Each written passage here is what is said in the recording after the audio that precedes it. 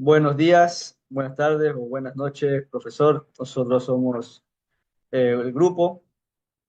Vamos a hablar sobre el modelo de vectores autorregresivos BAR y este es estos son estos son todos los integrantes de nuestro grupo. Estamos conformados por mi persona, Cristian Álvarez, Christopher Choes, Jefferson San Luisa, Bielka Kimis y Jan Cedeño. Empezaremos con la introducción. Introducción. El modelo de vector autorregresivo BAR es un modelo econométrico que te permite predecir valores futuros con los valores pasados. El VAR, si bien es un modelo, este se compone de varios modelos y su uso puede ser variado dependiendo de la situación. En las series de tiempo del VAR puede haber una perturbación por un impacto o shock imprevisto que podría cambiar el futuro.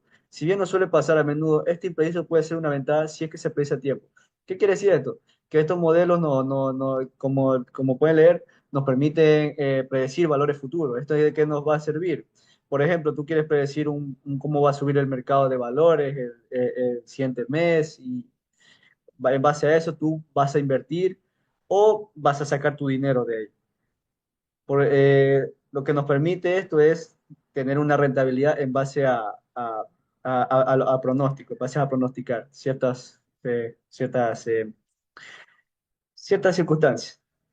En el modelo VAR existe varios tipos de modelos. ¿Qué quiere decir? Que a pesar de que es un modelo en sí, el VAR nos indica poder predecir valores, poder predecir variables mediante variables endógenas, existen diferentes modelos que a pesar de que siguen correspondiendo al modelo VAR, nos enfocamos de forma un poco diferente.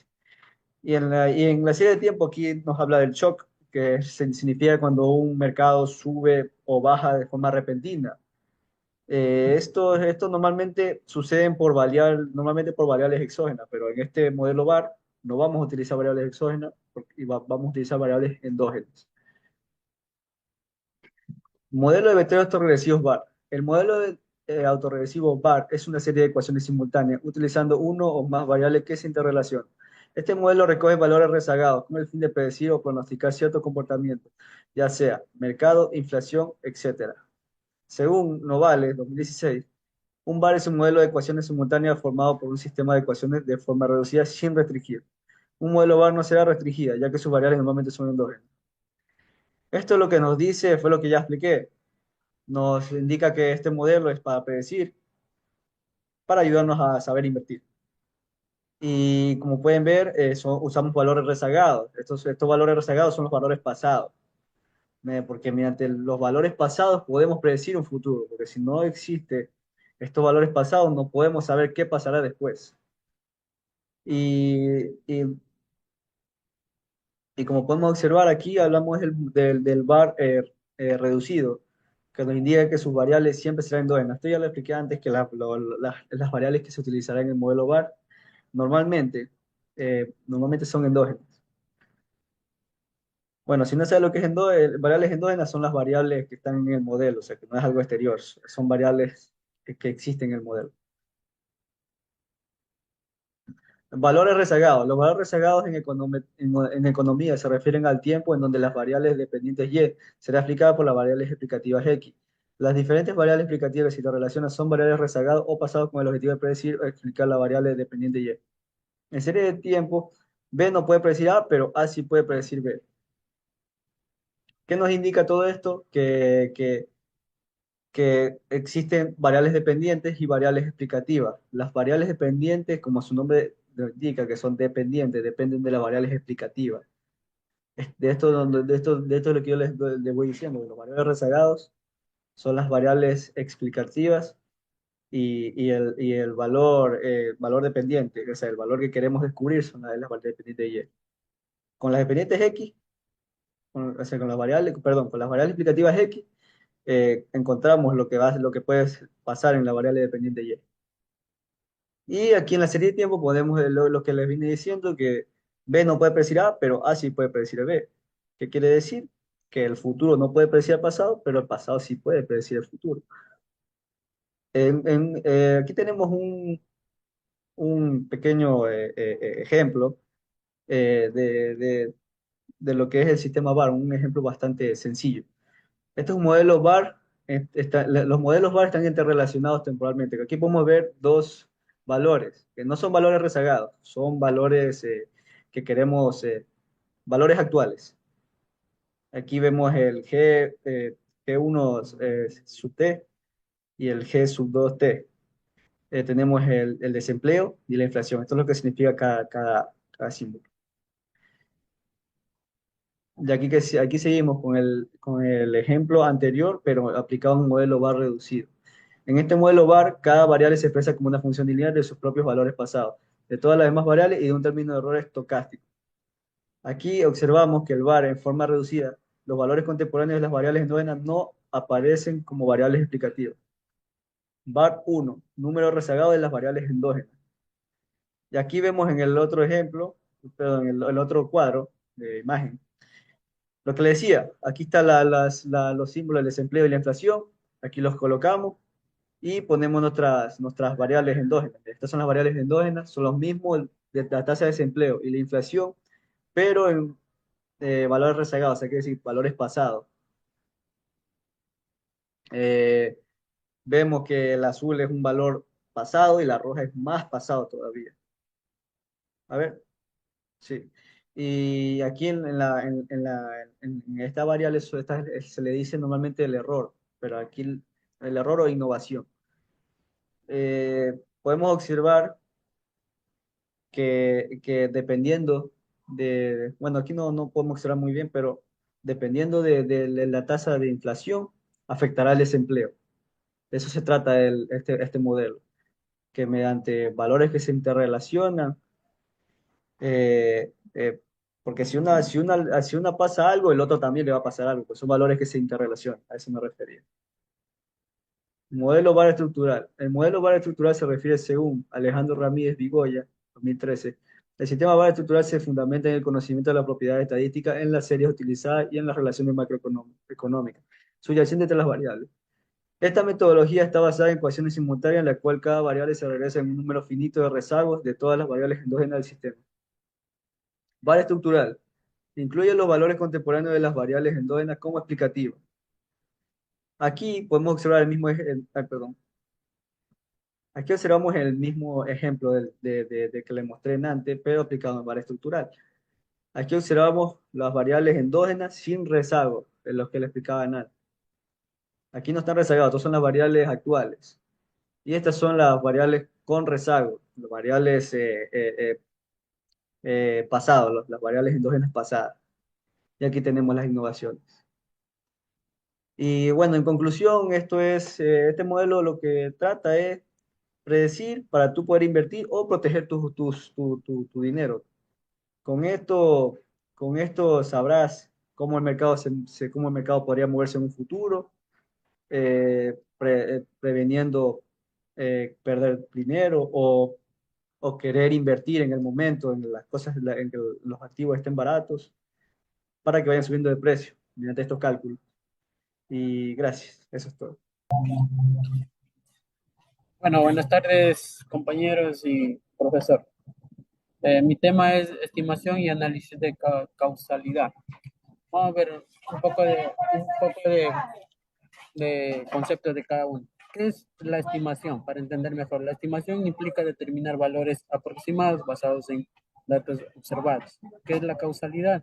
La causalidad se refiere a la relación causa-efecto entre dos variables o fenómenos.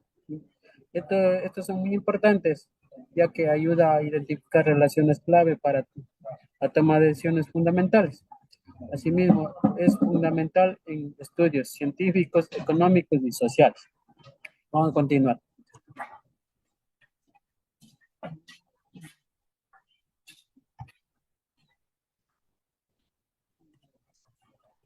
Ya. Métodos estadísticos. Bueno, en este tema también se ve métodos estadísticos. ¿Cuáles son esos métodos? La regresión lineal. ¿Qué dice? Nos dice método para modelar la relación entre variable independiente y dependiente. Asimismo, el análisis de varianza nova permite comparar medias de varios grupos para determinar diferencias significativas. Y asimismo las series de tiempo. Analiza datos, intervalos temporales para identificar patrones y tendencias. Uso práctico. Esto se usa cada método. Un método se elige según el tipo de datos y el objetivo de análisis. Análisis de causalidad. Bueno, aquí tenemos la correlación, que esta nos indica que dos variables tienen una relación estadística. Asimismo, la causalidad implica que un cambio de una variable provoca un cambio en otra. Herramientas principales para este análisis de causalidad. Experimentos controlados. Se manipulan variables para observar efectos. Así, modelos econométricos utilizan técnicas estadísticas para identificar causalidad. Test causal y Granger verifica si una variable predice otro en el tiempo. Bueno, tenemos un ejemplo. El ejemplo se basa sobre la educación con el ingreso. Bueno, aquí nos dice entre mayor nivel educativo causa, causa mayores ingresos. Bueno, esta estimación lo hicimos lineal para modelar ingresos en funciones de años de educación. Como resultado tenemos que se identifica una correlación positiva y se analiza posible causalidad. Ventajas y limitaciones sobre este tema. Una de las ventajas son, proporciona claridad en la relación clave entre variables, permite predicciones más precisas basadas en análisis rigurosos. Limitaciones. Tenemos que la calidad de los datos incompletos o sesgados pueden afectar los resultados. Ahora, es por eso que siempre los datos tienen que estar completos para poder tener una mejor predicción y un mejor resultado. Confusión causa-efecto. A veces es difícil distinguir entre la causa y la consecuencia. Bueno, eso tocaría analizar muy bien y así mismo tener buenos datos para poder hacer eso. En conclusión, la estimación y el análisis de causalidad son fundamentales para resolver problemas complejos. Comprender las relaciones causales permite tomar decisiones informadas y mejorar políticas. A pesar de sus limitaciones, estos métodos son esenciales en diversos campos como la economía y la ciencia. Bueno, esto es todo y muchas gracias. Buenas noches. El tema que me tocó fue impulso y respuesta del modelo VAR. El impulso y respuesta del modelo VAR es cuando existe un evento inesperado que sacude los valores y este puede ser tanto positivo como negativo. En el modelo VAR, este impulso motiva a los valores a que cambien de forma repentina, ya sea como lo expliqué anteriormente, positivo o negativo. Este impulso es importante detectarlo porque si lo sabes detectar, sabrás cómo invertir. Porque si sabes lo que puede pasar mañana, pues sabrás qué es lo que tienes que hacer. Así como, por ejemplo, que hubo un evento en estos días, que fue la presidencia de los Estados Unidos. Pues, en las elecciones hubo dos partidos, pues, uno que se llamaba el Partido Demócrata y el otro Partido Republicano. Al principio iba a ganar el Partido Demócrata, pero por cuestiones de problemas o capaz que las personas quisieron cambiar, porque al final ganó el Partido Republicano ya. Esto provocó un shock, un impulso en los mercados financieros. Pues. Este impulso hizo que creciera la economía. Esto hizo que básicamente todo lo que invirtieron en esos mercados financieros, pues creciera su dinero. Bueno, aquí le explico un ejemplo sobre el impulso y respuesta. Ejemplo, comportamiento del consumo del gobierno es el más adelantado al Producto Interno Bruto y las exportaciones tienen el mayor retraso en la correlación con el PIB. Tomado de Carrillo 2010. Modelo dinámico para análisis y pronóstico del Producto Interno Bruto, un enfoque fiscal aplicando un modelo S-bar. Bueno, aquí se ven unos puntos que se van a tratar para poder hacer la medición. Como pueden ver, están englosados de forma de cuatro letras o tres letras. Y este es el ejercicio. El horizonte del análisis es 8 trimestres, 2 años. Los intervalos de confianza son estimados mediante simulaciones con 200 réplicas. ¿Qué sucede si aumenta el 1% de crecimiento de una variable? El impulso de consumo del gobierno tiene varios efectos temporales y de mediano plazo. Ya. Como le expliqué, el impulso lo que hace es que todos los componentes que se habló cambian, porque mediante ese impulso que hubo sobre el consumo del gobierno, pues todo se movió. Y eso es lo que hace para que una persona sepa predecir. Si sabes lo que puede pasar mañana, pues sabrás qué es lo que tienes que hacer. Bueno, gracias. Muy bien, muy bien. Vamos a hablar acerca de la descomposición de la varianza, que es un tema muy importante y una herramienta clave para entender mejor un conjunto de datos y sacar conclusiones al momento de hacer un estudio. Tenemos que entender que dentro de un conjunto de datos, dentro de el estudio, tenemos varios elementos. Tenemos la media, que es la sumatoria de todos los datos dividido para la cantidad de datos que tenemos. Tenemos también eh, la varianza. Pero ¿cómo se genera la varianza? Como nosotros tenemos una media, por encima y por debajo de ella existen todavía datos.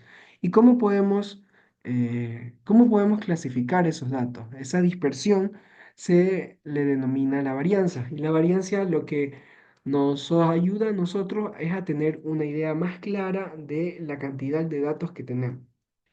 Por eso, la descomposición de la varianza es un método estadístico que permite identificar y medir las fuentes de variación dentro de un conjunto de datos. Es muy importante porque su propósito principal es evaluar si las diferencias observadas entre las medias de varios grupos pueden atribuirse al azar o a factores específicos. Como tenemos varios grupos de, medias, por así decirlo. O sea, dentro de un conjunto de datos general, tenemos pequeños grupos que son como pequeños cúmulos de datos. Entonces, en qué nos ayuda la descomposición de la varianza?